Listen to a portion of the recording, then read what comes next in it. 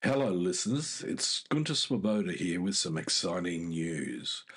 We're on the lookout for sponsors to join us on our incredible journey with Inspired Change with Gunter. If your organisation cares deeply about meaningful conversations around masculinity, self development, and mental health, we'd love to partner with you. Our podcast has a wonderful, dedicated audience committed to personal growth and positive social change. By sponsoring Inspired Change with Gunter, your brand will connect with listeners who truly value thoughtful discussion and support initiatives that promote real transformation. We're incredibly proud to be ranked #1 in Australia and #5 in the USA on FeedSpot's top men's mental health podcasts to listen and follow in 2024. With an average of 50,000 downloads per episode each week from listeners all around the world, our reach is significant and growing. For more information on how to become a sponsor, please reach out to Miranda Spigener-Sapon, our showrunner and executive producer. We'd love to explore how we can work together to inspire change. Now, thank you for your continued support, and let's keep inspiring change together. You're listening to Inspire Change, a broadcast that strives to educate, motivate, and empower men to challenge traditions of masculinity. To guide us through the intricacies and intersections of emotions, relationships, and male identity is renowned psychologist, author, and speaker Gunter Swoboda. This is Inspire Change. Before I begin the actual podcast, I would like to respectfully acknowledge the Gadigal people of the Eora Nation, who are the traditional custodians of the land on which I work. I would also like to pay my respects to their elders past and present. Welcome everybody to another episode of Inspired Change with Gunter. I'm your host. Welcome back everybody to another episode of Inspired Change with me, Gunter, where I focus on healthier masculinity, better mental health, and improved relationships. Additionally, let's take another step up. Let's act locally while thinking globally. Isn't it all about a journey of growth, connection, and resilience? That's where we're heading. Now, given that this is the last episode of this season, I want to end with a theme that had taken on a particular meaning for me this year, and that's gratitude. Gratitude isn't just a buzzword, although it gets thrown around everywhere. What it is a perspective, a practice, and sometimes it is a lifeline. But more importantly, it is foundational. Today, I'm going to share a personal story with you that reminded me why I do what I do as a therapist and a thought leader, and how what I teach, what I speak about, what I work with people about can help to get you through tough times. Because life's going to throw them at your feet or at you, or in my case, at my head. It highlights that the lessons I share with you have kept me grounded during one of the probably most challenging periods in the last couple of decades. But before we dive in, let me say this. If you've been on this journey with me throughout the season or more seasons, I want to express my profound gratitude for your time, your curiosity, and your commitment to becoming the best version of yourself. This podcast exists because of you and for you. So thank you. So let me start. Life's funny, isn't it? At least sometimes it is, sometimes not so much. Sometimes it hands you an experience so profound that it completely reframes the way that you see the world. Now, I've always had a different way of seeing the world. I've always valued love, respect, the moment, right? But even with that, um, I still got set back in a moment when I was hit with a viral infection earlier on this year. So it started with feeling extremely sick and some intense shaking, but didn't have a fever.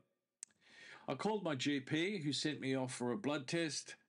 Um, from where I ended up basically in hospital, because he rang me the next morning very early, going, "Your bloods are all over the place. You need to get to hospital," and which I did. And I wasn't too perturbed. I'm going to get through this.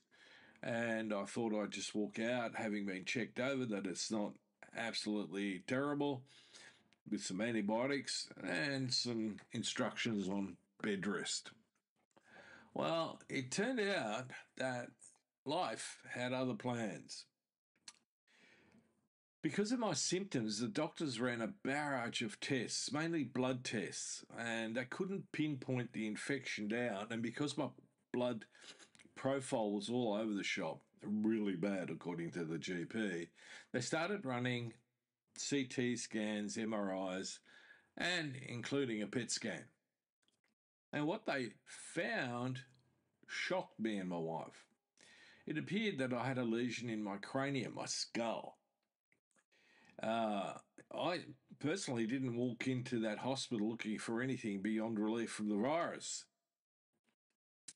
But I walked out with more questions than answers. What was the lesion? And what were the two other spots detected by the PET scan? Now, the admitting doctor in the emergency department suggested we don't jump to conclusions. Good call. He felt potentially that it might be what's called an atypical meningioma. But until I had surgery, a biopsy or something like that, there was no way of knowing. So I found myself seeing the required specialists, a colorectal surgeon, a neurosurgeon, and an ENT. Other than the lesion, it turned out that the other two spots were nothing. They just happened to be what you could call the false positive. However, the consultation with the neurosurgeon required some thinking outside of the box. He too was fairly confident that what we saw on the scan was an atypical meningioma. Now, for those unfamiliar, a meningioma is a type of tumour that grows on the meninges, the protective layers of your brain. Now, mine appeared to be localised in the bone of the skull, but it was fairly large. So, one of the things that's important to note at this time is that I absolutely had no symptoms of this. If it weren't for that viral infection, I may never have known it was there. I could still be walking around with it growing in my skull until such a time as it compromised my brain. So this was a moment of an eye-opener. Here was a reminder of something that I also often tell my clients. Awareness is the foundation of transformation. Now, in this case, it's not awareness of your emotions or your behaviors or your values. In this case, it's about your physical health. In this case, my physical health. So it's a starting point for action. Now, in my case, that awareness can sometimes come uninvited. But when it does, it is often a gift, even if it's wrapped up in something really challenging. So the neurosurgeon basically gave me a choice. Do nothing until I get symptoms. And it could be worse, as right now, we don't really know what it was. We're just making an assumption. Or, on the other hand, have the surgery, get it out, have the pathology tested, so that we know what it is. and what the prognosis is going to be with that. Now, to me, this was definitely a no-brainer. My attitude always is, let's deal with facts. So the fact was there was something there, it was growing, but we didn't know what it was. We need to determine that. And so I made a decision with the surgeon that this was really a simple decision. We needed to do the surgery and we needed to determine what we were dealing with. So in about a 4-week period, I ended up having a craniotomy, a procedure to remove the tumour. Now, the surgery was very, very successful, and the surgeon was very pleased. The team was very pleased with my progress. I was in intensive care unit for a day. And fortunately, a week later, I found out that the tumour proved to be benign. But this whole thing was still an intense experience. It went over essentially a month and a half. So during that period, I found myself reflecting on all possibilities, good and bad. But I also had a choice of how to handle it. And part of that choice was essentially to surrender myself to the people in the know. I had a good surgeon, he came highly recommended. He works with an excellent anaesthetist, and so that was all cool because you can't have the surgery with a good anaesthetist. They keep you alive during that whole process, and so the nursing team was also wonderful. And so one of the things that is about is that meant allowing myself to be vulnerable. And vulnerability is a strength. And so during my recovery, which I happened to go through quite quickly, everyone was pretty amazed, I leaned on the same principles I work with my clients. First step, acceptance. I had to accept the situation for what it was and not what I wished it to be. Now, that might sound like I'm a bit of a negative Nelly, but that's not the case. The other thing was, in essence, self-care, self-compassion. I reminded myself it's okay to sort of cycle through some, different emotions, both positive and negative. And the other element was support. I allowed myself to reach out to loved ones and friends and let them hold some of that space for me. My wife was exceptional throughout the thing, as were my kids. Now, this experience reinforced something profound. Strength isn't about denying fear or struggle. It's about showing up in the face of it. It's about saying, okay, this is hard, and in whatever shape or form, I'm going to work my way through it. Acknowledge and validate what you feel. Then figure out what to do with it. And this is where I want to stress to you that the tools I share with you all, the practices of mindfulness, emotional resilience, and community aren't just concepts. They're foundational. They certainly got me through this particular challenge in my life. So, what did it all point to in the end? Well, in some respects, in many ways, it pointed to gratitude. Deep, deep gratitude for what I have. I'm grateful for the serendipity of that viral infection, for the medical professionals who caught the tumour early, for the surgical team, the surgeon, the anaesthetist, and the nurses who took care of me in the hospital and got me to a point where I could leave hospital. Gratitude for my family and friends who stood by me, for the simple fact that I'm still here, alive and able to do what I love, and that is inspire change. All of these things I have gratitude for. I'm also grateful for the lessons. This experience reminded me that that life is fragile and unpredictable. Every challenge has the same potential for transformation if we're willing to see it. But we can't lull ourselves into a false sense of security. That's just not the way it works. Now, gratitude is more than just a feeling, it's practice. It is a practice.